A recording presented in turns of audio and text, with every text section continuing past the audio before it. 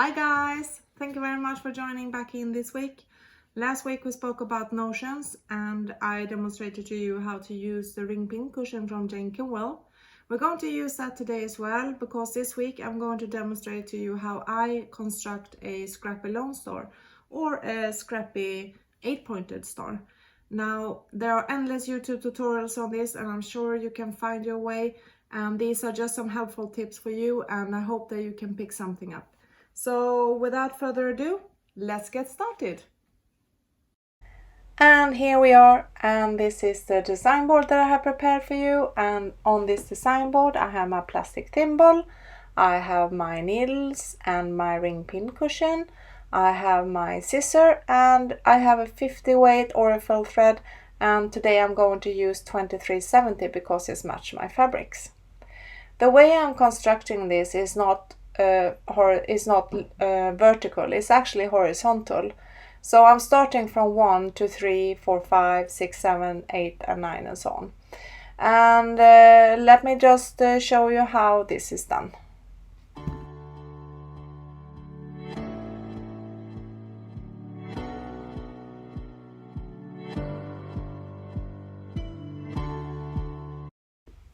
So if we take a look at this, we start with row number 1, and let's call them row 1, 2, 3, etc. We're going to sew row 1 together with row 2. We take the two pieces, put them right sides together. I take my needle, I find my point where I want to start, and then I find my second point on my second fabric, and I pull the needle through. I always make sure that I pull it gently, so I align the two fabrics, not to stretch them or anything, because they could be on the bias when you cut them. I take my pin from my ring pin cushion, I find the end state and I make sure I hit the right side on the back side, and then I continue to stitch.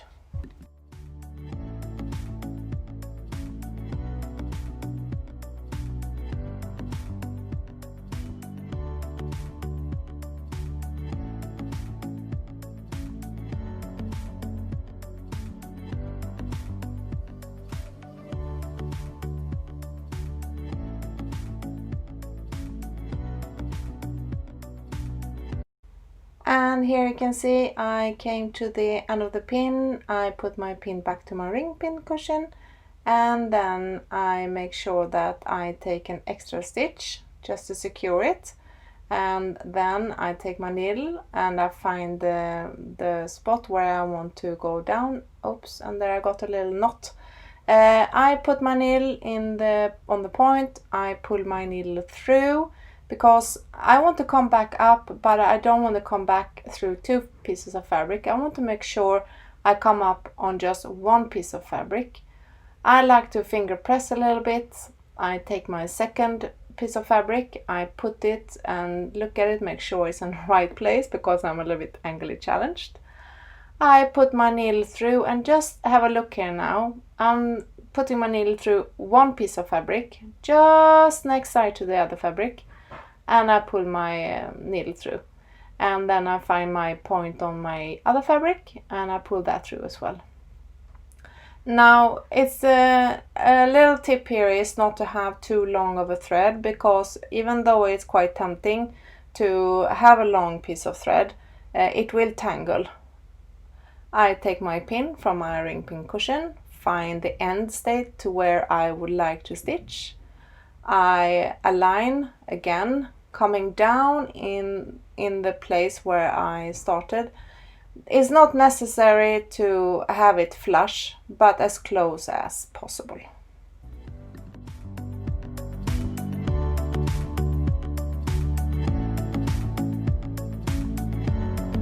And now we have come to the end of the pin, which I will pull out, put back into my ring pin cushion.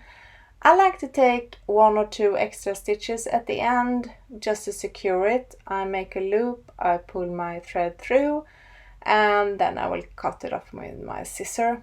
And I do this on every end that I make, just to make sure that it's secured completely. I also like to prepare for the next round, so I prepare my needle and thread, I make a knot, and then I will look down and see where I am. So this is how it looks. I like to make sure that it's a little bit finger pressed just to see that it's nice and tidy. And then I will start on my third row. So the second row is done, we are on our third row, and we will start with the first piece of fabric. And row 3 has 3 pieces, and row 4 4, and row 5 5, and then 4 again, and so on. So it's quite easy to remember if that's another way for you to do it. I will pick up piece number 1, and this time I will show you that I will not use my pin to sew this in, because I have sewn many of these, and because my pieces are accurately stamped and cut, they will come out precise every single time that I do this.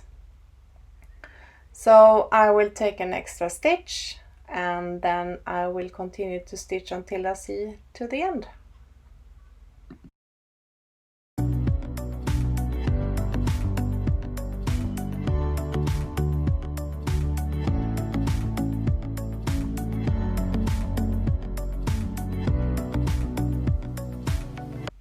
And so we have come to the end of the first piece of fabric. I'm just making sure that it's looking nice and tidy on the back side, pushing my needle through. And if you would have used your pin, this is the time when you should have picked it up and put it back into your ring pin cushion. I fold the fabric over, not tugging it too hard, and I come up through the point, making sure I only hit one piece of fabric. On row 3, I pick up the second piece. I line it. I make sure that I push my needle through my point where I want to come up, and I push it through. Now, I don't tug too hard here. I just like to align it so it's nice and flat. I move my fingers to the end to align the end where I want to push the needle through. And this is a 90-degree angle that we're going to come to, so I make sure it's nicely adjusted. I take my pin, I put the pin through, making sure hitting in the right spot, and then I go back. Now make sure you don't hit 3 pieces of fabric, you should only hit 2, and you don't need to be too close to the end.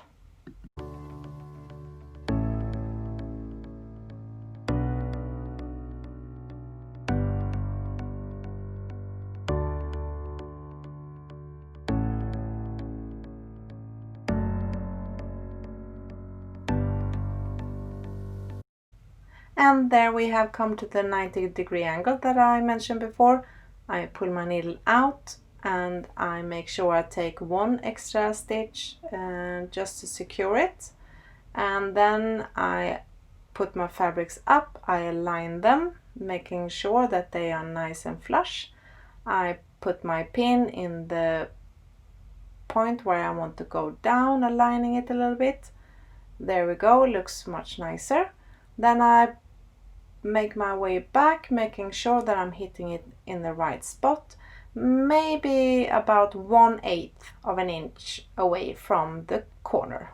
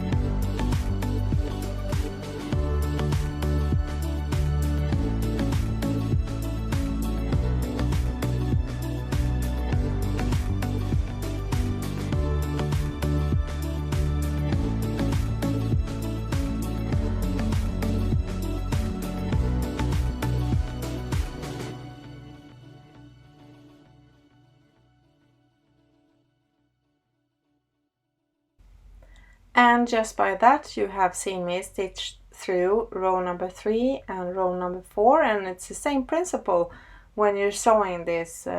When I come to the end, I make an extra stitch, I make a knot, I cut the thread, and then I prepare my needle and thread for the next row.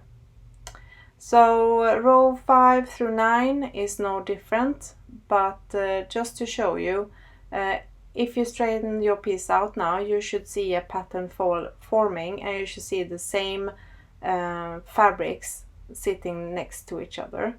So row number 4 is done, and I'm going to stitch row number 5 for you.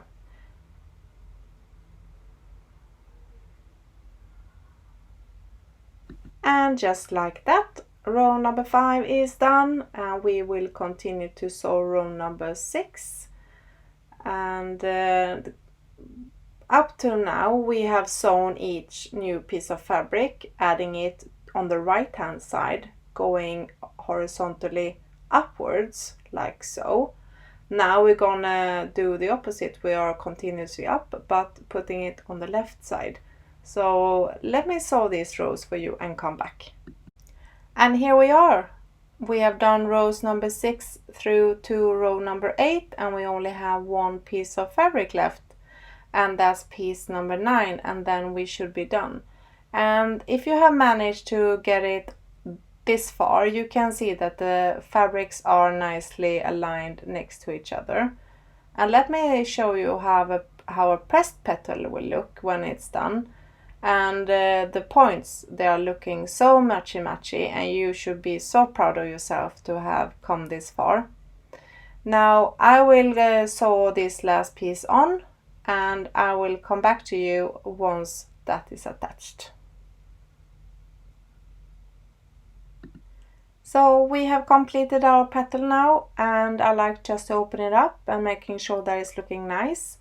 I like to press it, and I press it from the back side, and I don't use any steam. Now, thank you very much for watching this. I hope you have enjoyed it, and I will see you in my next video. Bye guys!